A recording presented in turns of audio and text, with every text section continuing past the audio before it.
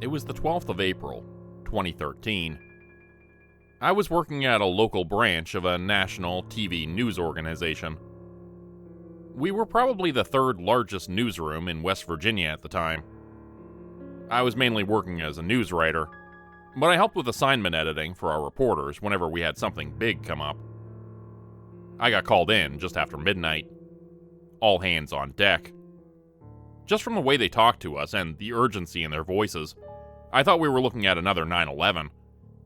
I was fully expecting something vast and catastrophic. When I got to the station, I didn't know what to believe.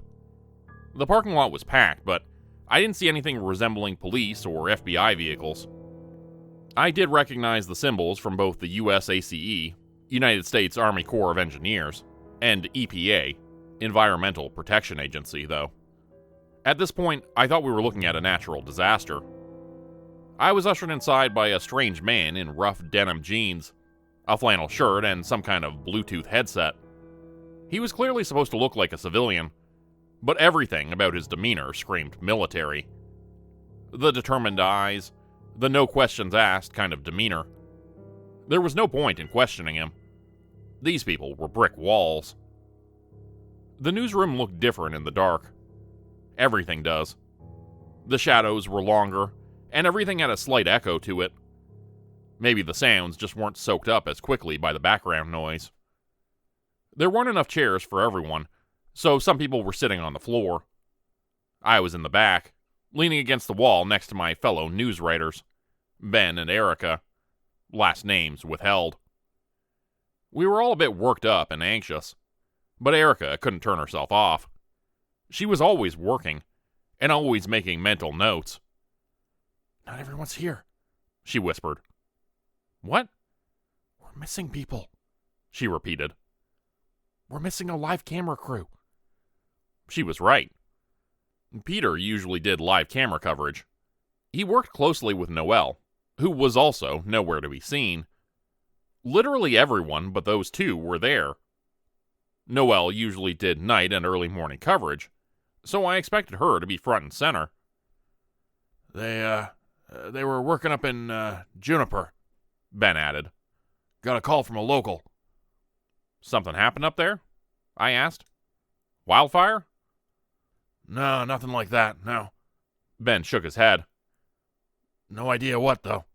Something down in the valley." Erica shrugged. We'd never seen anything like this.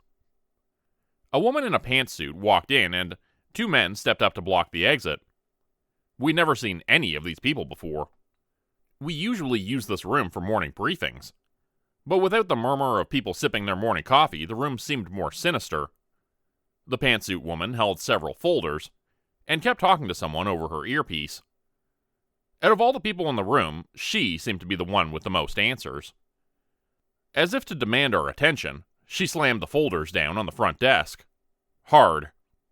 The room fell silent.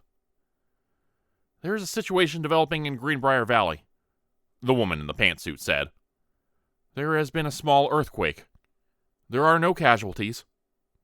In many ways, this is an insignificant event in and of itself. How your news team even heard about it is beyond our comprehension." Erica gave me a knowing smile. People around the valley loved Noelle and her early morning segments. She had the most recurrent viewers by a large margin. If something happened around the valley, she'd know about it. "Since this is a matter of national interest, we've had to clamp down to control the spread of information," she continued. "We don't want to cause any unnecessary grievances." "If it's such a small deal, why go to all this trouble?" One of our editors, Charlie. She never knew when to stay silent. The woman in the pantsuit stopped, considered the question, and took a deep breath. I could tell she was stressed. "It's a developing situation. It might have some impact on the local wildlife, hence the presence of our friends at the USACE and the EPA." "And what organization are you representing?" Charlie just couldn't stop herself from asking questions. The woman in the pantsuit might have tolerated a single interruption, but not two. One of the armed men covering the door walked up to Charlie, grabbed her by the arm, and lifted her to her feet. "I'm just asking who you're working with," Charlie scoffed. "Is that a problem? Is there a problem telling me who you're working with?" She refused to budge. The man tried to pull her away, but she twisted herself loose and stepped back. There was a murmur as we could see things escalate from frustration to potential confrontation. "Just tell us," Charlie continued. "Are you with DNR? NOAA? Why aren't you answering my question?" The man with the flannel shirt caught up with her, and she put her hands up. With no resistance and no provocation, he pushed her down on one of the tables, face first. He pushed his elbow into her neck, causing her to heave and cough like she was being strangled. He put her in zip ties in a matter of seconds and dragged her out in a show of force. Now everyone was off the floor. The crew tried to talk over one another in this storm of complaints and questions. One of the camera operators tried to get out, and had a gun pulled on him. Things were escalating fast, and it only stopped when the woman in the pantsuit slammed down her folders again. For a split second, I thought it was a gunshot. "If we start working together, you all might just have a career left by the end of this night. Since cooperation doesn't seem to be a given at this point, we must take some precautions." They took our phones away and patted us down to make sure we didn't have anything hidden. The woman in the pantsuit laid out a bunch of documents for us to sign. We didn't get the time to read them, just a pen to sign them with, and a promise of pain if we refused. Once it was said and done, she left. I never saw her again. Over the next hour, they brought in more people. 2 more cars of armed guards dressed in civilian outfits. Once they took us out of the meeting room, we were divided into 3 different teams. Marcus, our news director, was completely sidelined. Quarantined. Sort of. There was no clear organizational structure. It was all ordered remotely. We could hear the various agents receive instructions from an off-site central command. Something down in Greenbrier Valley, we suspected. A man arrived just past 2 in the morning. He was in his early 70s and dressed in a cheap navy blue suit, but I could tell he was the one to keep my eyes on. The other agents seemed to pay special attention to him. He had this goofy little sunflower pin on his collar. Something old and corporate. We were dragged back into the meeting room as the guards started handing out folders. "We got 3 possible developments," the old man said. "All equally possible, and we need to be prepared for each of them. There will be more people coming in through the night, and you'll be expected to stay here for the next 16 hours minimum." There were no questions. We hadn't seen Charlie since she was carried off. They'd talked to Marcus about it, and ever since he'd been quiet. This was a man who was usually standing at the front of the room, barking orders and taking charge. Now he looked like a beaten puppy. "Those of you with green folders are to stay right here," the old man continued. "Blue folders need to go with the gentleman by the door. Red folders, you're coming with me." All newswriters got differently colored folders. I got a red folder. It was ominous, to say the least. We were taken into one of the back rooms, along with an armed contingency. There was a seal on the folder, and I didn't want to take a chance at breaking it. A reporter, a video editor, an assignment editor, 3 people from the production crew, and one of the news anchors. I can't tell you the name, but you'd recognize him if you lived in West Virginia in the 2010s. We all sat down around a small table.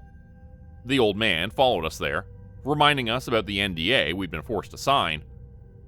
Once we were all behind closed doors, he had the guards wait for him outside.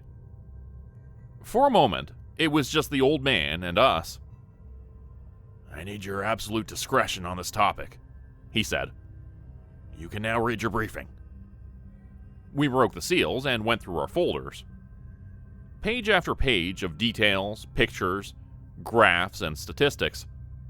Mine was about diamondback rattlesnakes, how there was an aggressive and invasive brood, and how people were supposed to stay away from the lakes near Greenbrier Valley because of them.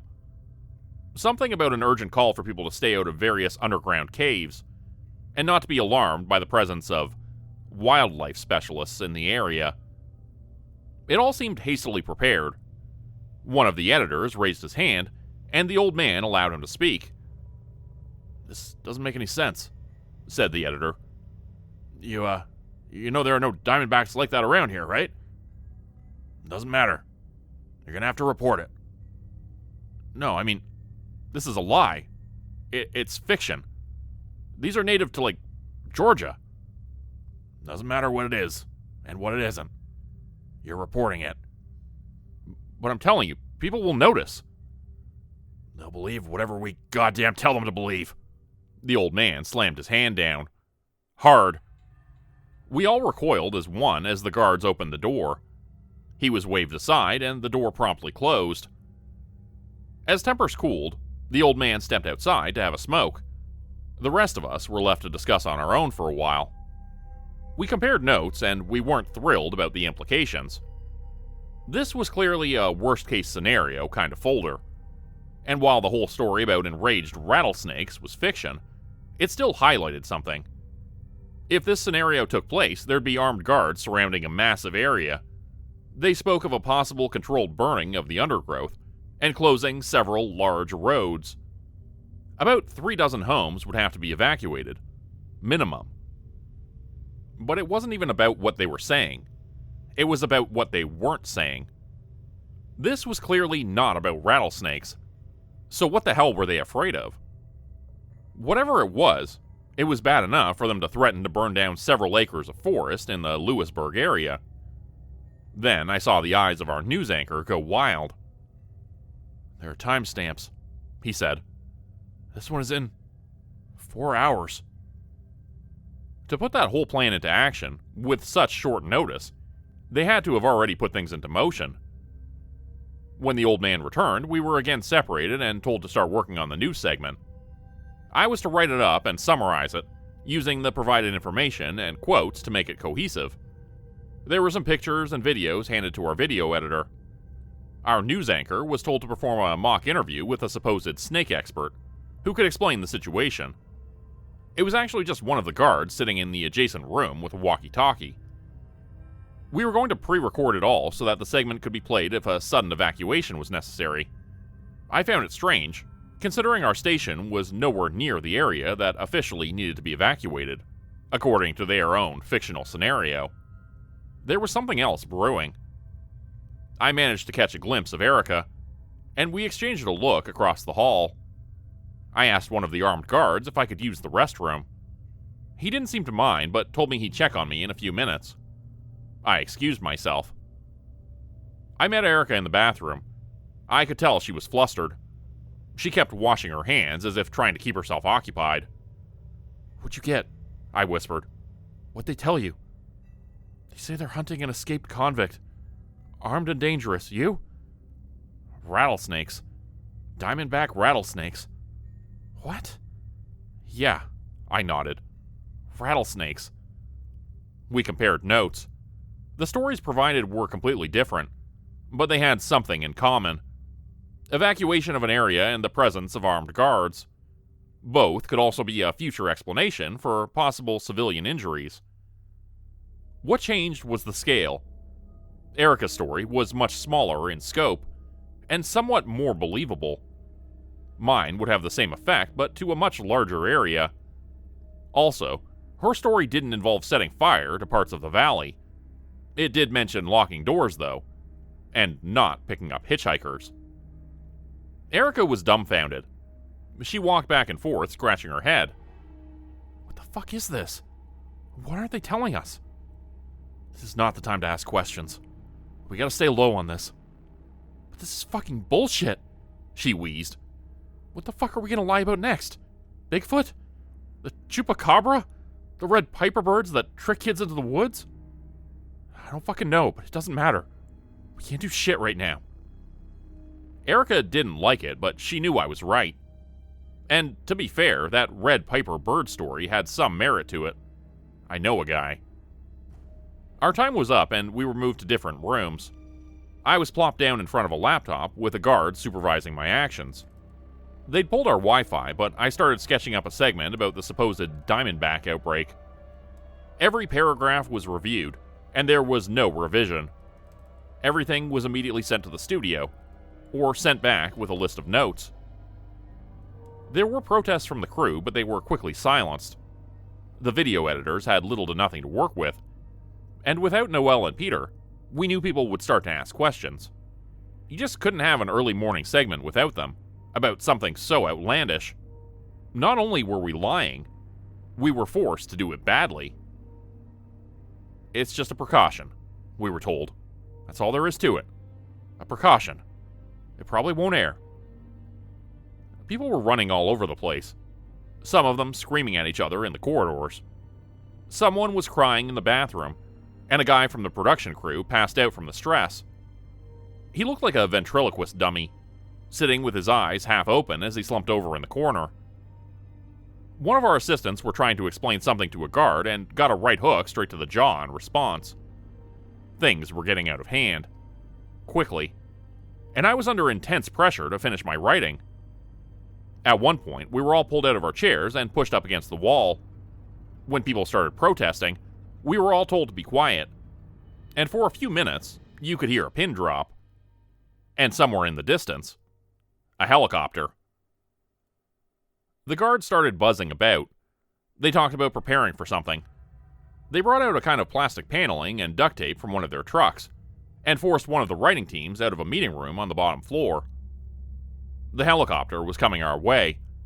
I heard screams about emergency landing, as people scrambled to prepare something downstairs. I could see a little from a window on the top floor. I couldn't see where the helicopter landed, but the sound it made was deafening. Even from inside the building, I had to cover my ears. I could see camouflaged soldiers bring someone inside. Someone screaming at the top of their lungs. A woman, I think. "Boil water!" someone screamed. "We need to boil water! Towels! We need more towels!" yelled another. There was an intense debate. Even now, the news anchor was told to keep recording.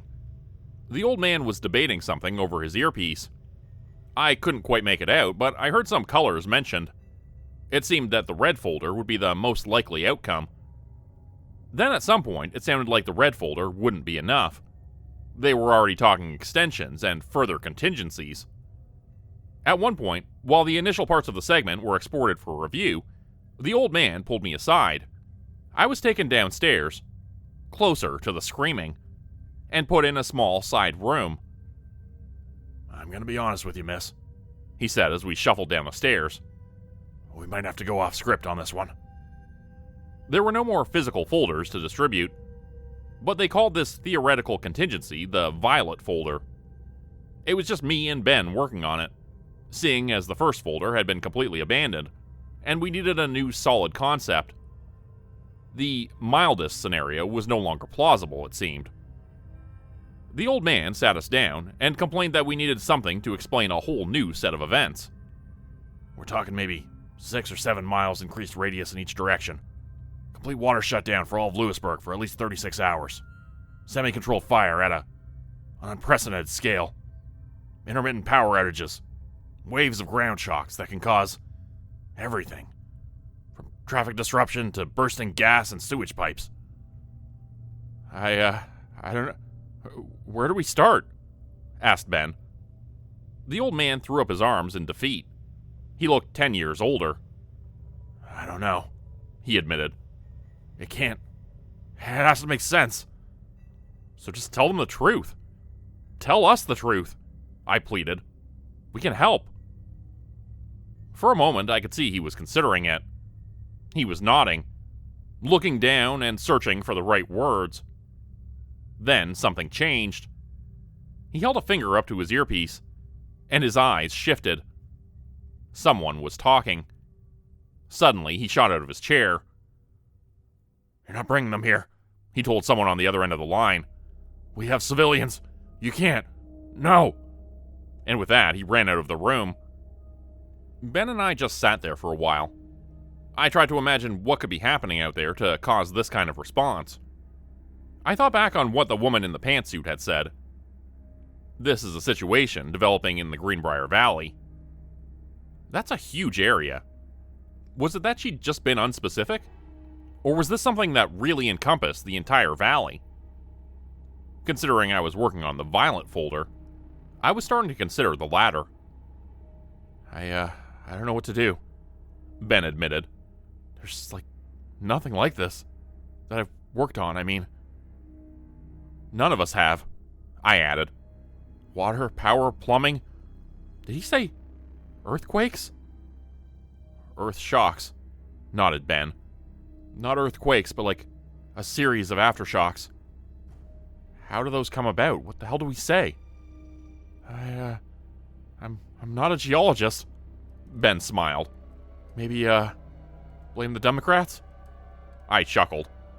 Ben always knew exactly the best wrong thing to say. The helicopter was leaving, but something was happening outside. People were going quiet in the hallways. From the safety of our little room, we could hear them bringing something in. Something being rolled on squeaky wheels. Ben was about to peek out, but I pulled him back. We weren't getting involved. Not on my watch. The screaming woman had gone quiet. Maybe she'd passed out. I could hear something banging on metal. A gurgle, followed by a snake-like hiss. Squeaking wheels kept turning as something was slowly being pushed through the building. Then another banging sound, followed by a snap. Everything fell deathly quiet. A second later, chaos. Gunshots, screams, screeching metal, wood breaking, glass shattering, automatic gunfire, hundreds of rounds sprayed in all directions. As the gunfire died down, I could hear people running, scrambling for safety, doors being slammed shut with desperate voices calling out for barricades and ammunition. There's still people out there! A muffled voice came through. Get them out of there! And then a completely alien noise. The best way I can describe it is a rattled breath. The same kind of rattle you hear when a big wasp struggles against a glass window, but bigger and organic. It was rhythmic, like someone taking deep, wounded breaths. Then there was clicking. Sharp, dolphin-like clicking. It bounced against the walls, forcing an echo. It was such a sharp sound that it tickled my inner ear, making my head spin. I heard footsteps. Several pairs. Multiple individuals. And they were coming our way. Our room was just a little meeting room. A table with a set of laptops, 5 office chairs, 2 fake plants, and a gray carpet. That was it. But I got the feeling that if whatever was out there made it in here, we'd be in trouble. This had to be the answer to whatever was happening down in the valley. And whatever it was, that sound was going to haunt my nightmares. I pointed at the light switch, but Ben didn't get the hint. I tried waving my hand around, and that seemed to do the trick. He snapped back to reality, killed the light, and we both crawled under the table. Moments later, something wet slapped against the door. Ben covered his mouth to stifle a scream. I could still hear his whimper. Another slap against the door, this one higher up. I could hear another set of footsteps further off, counting at least 3 individuals in total. Then, creaking metal. The handle was turning. Ben couldn't shut up. He was on the cusp of hyperventilation, and it seemed to be just a matter of time.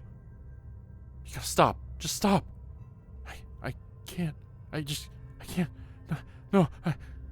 It got worse. I put my hand over his mouth, forcing it shut. I could feel his hot breath on my fingers. The door handle turned, as something wet slapped its way into the room, only slightly muffled by the carpet. More clicking. More rattled exhales. Something viscous and warm dripping to the floor in chunks. I could feel Ben's breathing growing more and more irregular. Faster. Something slammed down on the table above us. Ben couldn't help it. He yelped. For a moment, everything was silent. Every room, every guard, every vehicle outside. I didn't even realize I was holding my breath until my face started feeling warm. Then, one of the office chairs was flung across the room. Hissing. Angry, animalistic hissing. And suddenly, Ben shuddered. It's standing on my foot, he breathed. It's standing on my... Ben grabbed a hold of me, clinging to me. And in the next breath, he was pulled out from under the table. He wasn't even screaming anymore, just wailing like a frightened child struggling to understand his lungs. I heard something heavy come down on him, over and over, like a primate trying to crush a watermelon. Temporary lapses in his breathing as his ribs were crushed. Something snapping as his arm was twisted out of its socket. Drops of something warm spattering, hitting me across the face and the right side of my arm. I could have stayed. I could have hoped that they'd move on. And yet, something in the back of my mind was telling me to run. So I did. Even in the dark, I knew this place by heart. I scrambled out from under the table, burst through the door, and headed straight for the exit. A dozen voices screamed at me from a dozen directions. "Go, go, go! Come on! This way! Don't look back! Stay low! Stay low!" Something was panting, trying to catch up. Something wet.